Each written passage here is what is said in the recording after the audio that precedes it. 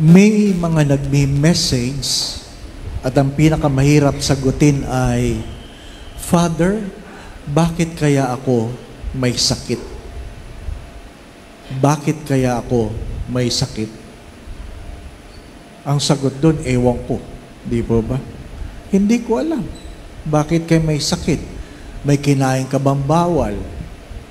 Hindi ko po alam. Ano po? Kadalasan, makikita lang nila na sin yun. No reply. Sin. Ano po? But how do you reply to those questions? The first reading speaks of that the thoughts of God is not our thoughts. And our thoughts is not the thoughts of God. Yung mga may sakit, nagtatanong bakit sila may sakit. Pero gusto ko pong itanong, yung mga walang sakit, nagtatanong ba kayo bakit wala kayong sakit? Di po ba? Bakit pag may sakit ka, nagtatanong ka? Pero pag wala kang sakit, nagtatanong ka ba? Hindi. Magandang pagtuunan ng pansin yun. Di po ba, ano? My dear friends, my brothers and sisters, hindi naman sinabi ng Diyos na hindi ka magkakasakit. Hindi sinabi ng Diyos na hindi ka luluha. Ang sabi ng Diyos, pupunasan ko ang luha sa iyong mga pisngi. Kung hindi ka luluha, anong pupunasan? Di po ba? Pagagalingin ko ang iyong karamdaman. Paano ka pagagalingin kung wala kang karamdaman? Di po ba? Ano? Didinggin ko ang iyong mga panalangin. Paano diringgin kung hindi ka nagdadasal? Naalala ko yung isang babae noon sa EDSA Shrine na kung saan may tumor siya at iyak siya ng iyak. Pray over mo naman ako, Father. May tumor ako. Pinakita niya yung kanyang ulo, tinanggal niya yung kanyang bandana kasi inoperahan siya sa utak. At sabi niya, Father, sana naman habaan pa ni Lord ang buhay ko kasi yung asawa ko, yung anak ko, ang tinanong ko kagad sa kanya, gaano kahaba? Gaano kahaba? Pagka hihingi ng buhay, gaano kahaba? Di po ba? Kasi, hindi niyo naman alam kung gaano kahaba. Kung pangit ang buhay, gusto mong maiksi na lang. Pero pag masarap, gusto mong habaan pa. Hindi po ba? Ano? Yung haba ng buhay, relative yun. Ano ibig sabihin ng relative? Depende sa relatives. Di ba? Kamabait yung relatives mo, gusto mo mahabang buhay. Pero kung ayaw mo rin. Di po ba? No? Pero sabi niya sa akin, sana bigyan pa ako ni Lord ng 10 years. Sabi ko, sige po, pagdasal natin. Hindi bali nang humingi tayo, hindi tayo bigyan, kaysa hindi tayo bigyan na hindi tayo humingi. So nagdasal, ano po? To cut the story short, nakita ko ulit siya. 9 years na. After 9 years. Siyempre, nakita ko, buhay pa kayo. Natural, di ba? Kasi nakita mo yung prayer mo, answered, di ba, no? Wow, 9 years! Next year, 10 years na kayo. Alam niya, sagot niya sa akin, sumamo, Father. Sabi ko, bakit ako masama? Sabi, ba't mo gusto ako mamatay na? Aba, ang usapan natin, 10 years lang. Hindi po ba? Pero hindi naman ho namatay. Humaba pa. Namatay na yung asawa, namatay na yung anak, hanggang siya nagsabi, kailan kaya ako kukunin ni Lord?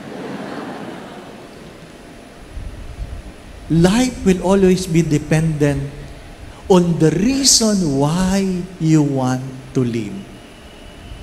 Even though there are things we cannot understand, but you know better. But hopefully, the second reading, you understand it. That we live for Christ. We live for Christ. Because, sabi nga ni Padre Pio ng Petrocina,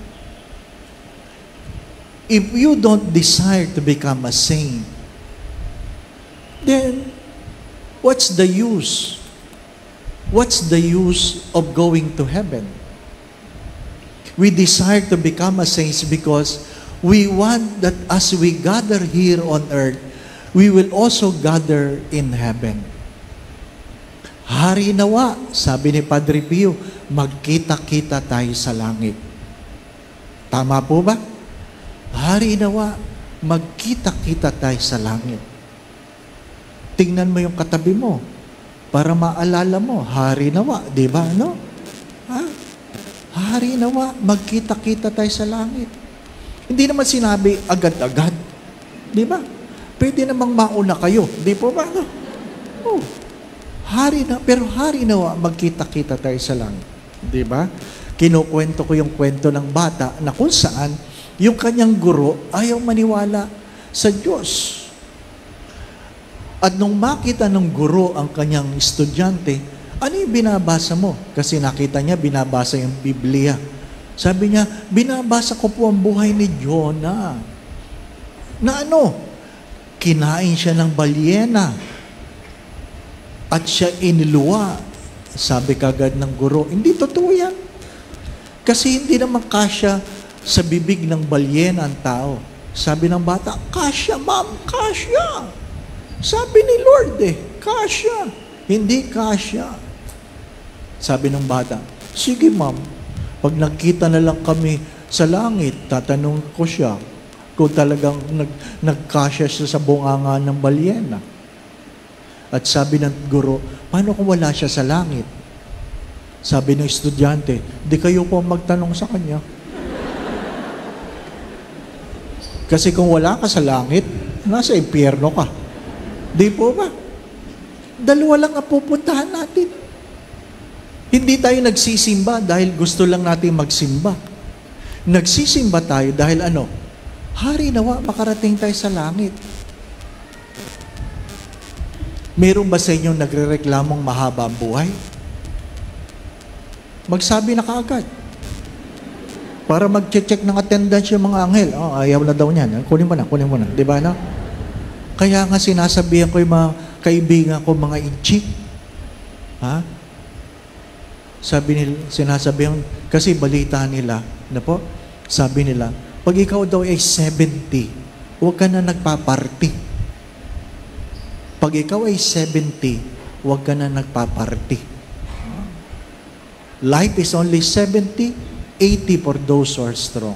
Kaya pag 70 ka na, huwag ka nagparty ng party. Ha? Kasi, pag nagparty ka, sabi daw ng mga anghel, ano na namang ingay ang mayroon dyan sa lupa? Ano namang ingay dyan? Ano naman? Ay, nagpa-party ka. Ha? Buhay pa pala yan? Kunin na natin yan. Kaya, huwag na kayo maingay. Ha? Huwag na kayo nagbubunga nga. Ano po? Pag kayo matanda na, huwag na kayo nagbubunga nga. Nadidinig kayo ng mga anghel, buhay pa pala yan. Di ba? But what I'm trying to say, number one, regardless of the situation, have you been grateful to God? Have we been grateful to God? Or how much in our lifetime we grumble more than being grateful? In the things that we see, in the things that we do, in the things that we have, whether we are sick or healthy, young or old, how much of the things we have, we are grateful. Why we have to be grateful? As I've said many times, the secret of a happy life is a grateful spirit. Not all happy people are grateful people. But all grateful people are happy people. Kaya kung malungkot ka, reklamador ka. Because it is not what you have that makes you happy. It is your appreciation with what you have. What makes us a person is not what we have, but what we do with what we have. Punuin ka man ng Diyos ng biyaya. Kung hindi ka marunong magpasalamat, hindi ka sasaya. Mga minamahal na mga kapatid, dami-dami mong sapatos, di ba? Ilan ba ang paa mo? Mananabi ako kasi hindi ako nag-asawa, pero ang daming text tungkol sa buhay at problema ng mag-asawa. Gusto ko sabihin, kaya nga ako hindi nag-asawa eh. Di po ba? Away ng mag-asawa, Father, malilate kami ngayon. Kasi yung asawa ko, ang tagal magbihis. Ang sagot ko doon, ang daming damit na pinagpipilian. Di ba? Karamihan ng mga misis, bakit pang tagal mo? Punong-puno ng damit ng tokador. Wala akong damit. Di po ba? Ang ibig sabihin lang nun, hindi mag-match yung damit, bag at sapatos. Yun lang yun. Hindi sa walang damit. Pero kung iilan lang ang damit mo, madali lang magbihis. Wala kang pagpipilian, hindi po ba? Ano? Di ba? Mga minamahal na mga kapatid, sometimes we make our life miserable because our thoughts are so preoccupied with things that are not really necessary. Kaya tayo nahihirapan. Di po ba, ano? Nung ikaw ay walang pera, pagkakain ka, turo-turo lang. Di pa ba, no? Kung turo-turo lang ang kaya mo at konti lang ang pera mo, isa lang ituturo mo. Isang kanin, isang ulam. Di pa ba, no? Pag dumami ang pera, isang kanin, dalawang ulam. Ano kaya? Ito. Di pa ba, no? Pero pag dumadami na, ayaw na naturo-turo. Huwag yan. Mag-Jollibee naman. Di ba? Spicy o regular? Di ba ba? Ano? Habang dumadami pa, ayaw ko na ng Jollibee, ayaw ko na ng McDonald's, Max naman. Di ba? Ano? Kasi may option eh. Option. Kaya nga, the atheism of today's world, people become atheists, not because they deny God, but they put God to the side. That's the modern atheism. We believe in God, but we put God in the side. Naalala mo lang pag may sakit ka. Naalala mo lang pag medyo mahirap ang buhay. Naalala mo lang kapag hindi maganda ang buhay. Kaya yung tanong na, Father, bakit may sakit ako? Magandang tanong yon. Pero ang akin tinatanong, yung mga walang sakit, sana nagtatanong kayo, bakit wala kang sakit? Di po ba? Ang hirap ng trabaho, Father. May trabaho ka. Di po ba? Kasi mas mahirap yung walang trabaho. Gulong ka ng gulong, di ba? Nakakapagod yung gulong ka ng gulong, di ba ba? Ha? Ma! O anak, bakit? Nanaginip ako. May trabaho na daw ako. Wow! Anak, tulog ka uli. Bakit ma? Baka managinip ka na sumasahod ka na, di ba?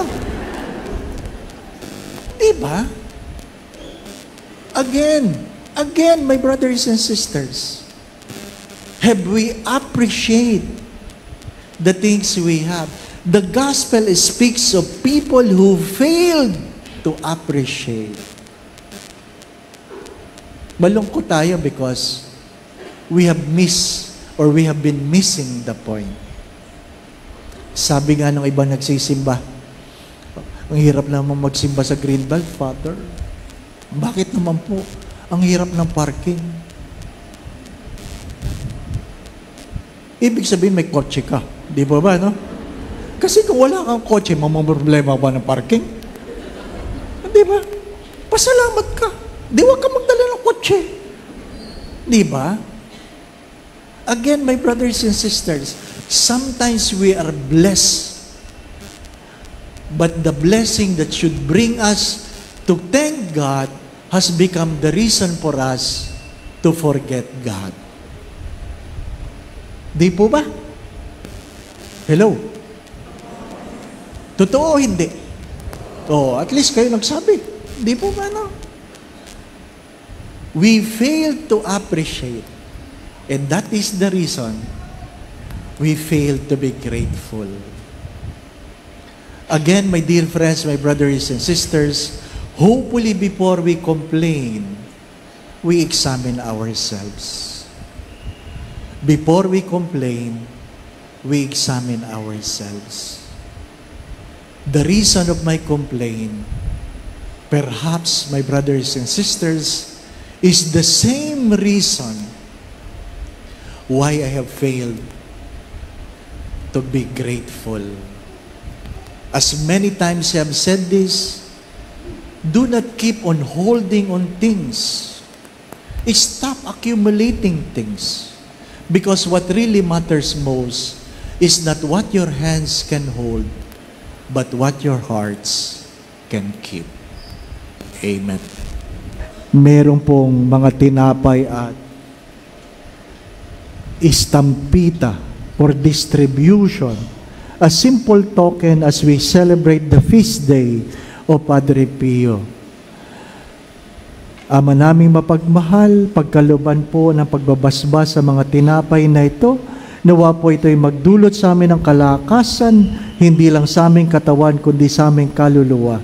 Pinapasalamatan po namin ang mga taong mga naghandog, nawa ang pagpapala ay manahan sa ngalan ng Ama, Anak at Espiritu Santo. Amen. It will be distributed. Sabi ko nga kanina, si San Antonio de Padua kasi pandesal Ano po? Si Padre Pio, di naman namigay ng tinapay. Pero hindi yan pandesal, Father. Pandikoko.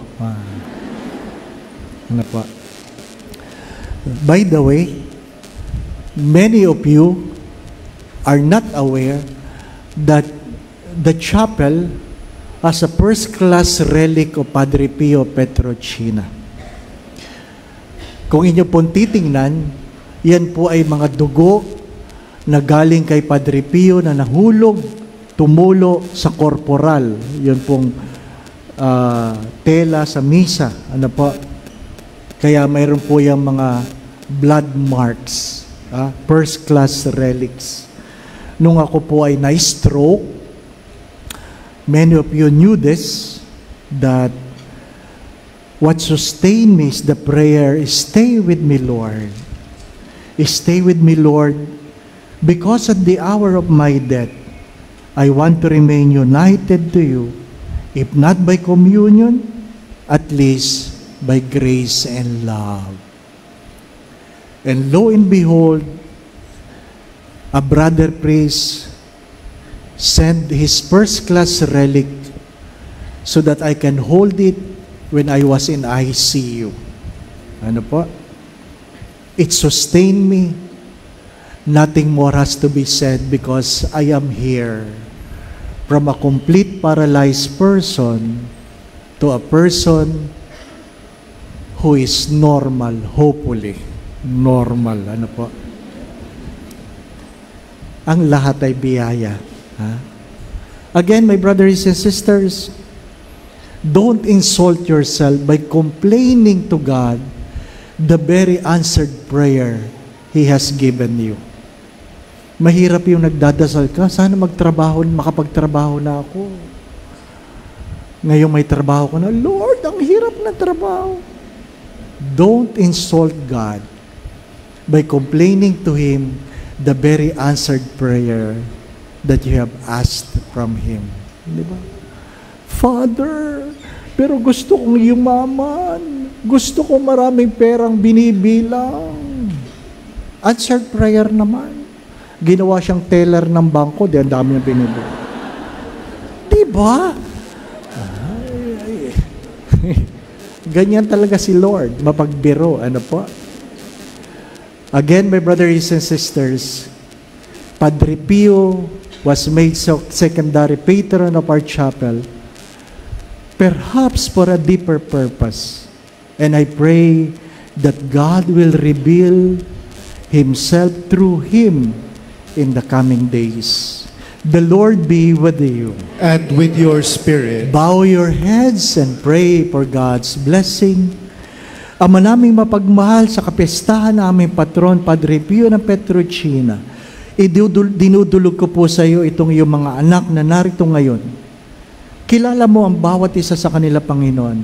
Alam mo ang kailang mga pinagdaanan at pinagdadaanan ngayon sa buhay. Alam mo ang kailang mga pagtawad, pagluha, kahinaan at kalakasan, mga kabiguan at tagumpay. Alam mo rin ang kailang mga pangarap, hindi lang para sa kanilang mga sarili, kundi para sa kanilang mga mahal sa buhay. Itinataas ko po ang bawat isa sa kanila. Hipuin mo sila, Panginoon. Nawa po'y ingatan mo sila. Ilayo mo sila sa lahat ng uri ng kapahamakan. Patuloy mo silang pagkaluban ng kalakasan, kalusugan, at kung meron man sa kanilang may karamdaman, nawa po'y dulutan mo ng kagalingan sa makapangyarihang pangalan ng iyong anak na si Jesus at taga Nazaret. Pagalingin mo sila, Panginoon. Kung meron man silang pinagdadaan ng suliranin o problema, tuwangan mo sila, alisin mo ang kailang mga pagkatakot at pangamba. Dagdagan mo po ang kailang mga pananalig at pananampalataya sa iyo. Panginoon, nawa po ang kailang mga pamilya saan man naroroon, ay pagharian mo ng pagmamahalan, pagkakaisa, pagkakasundo-sundo, kapayapaan, kasayahan, puspos ng pag-ibig at kasaganahan. Sa kapestahang ito na Padre Pio, kayo na po ang magregalo sa bawat isa. Kung ano man ang makabubuti, makababanal, makasasaya, makauunlad, makasasagana ng kanilang mga buhay, kayo na po ang magbigay. Sa mga may birthday, sa nagdiriwang ng kanilang anibersaryo, ng kasal, kayo na po ang magregalo. Sa mga kumukuha ng board exam, kayo na po ang magpala. Sa tulong at panalangin mga banal, lalong-lalo po ng mahal na Biren, ganyan din ni San Jose, ang tapat niyang esposo, at aming patron, Padre Pio ng Petrocina. Pagpalain mo po silang lahat sa ngalan ng Ama at ng Anak at ng Espiritu Santo. Amen. We have celebrated the Eucharist. We now go in peace to love and serve the Lord. Thanks be to God.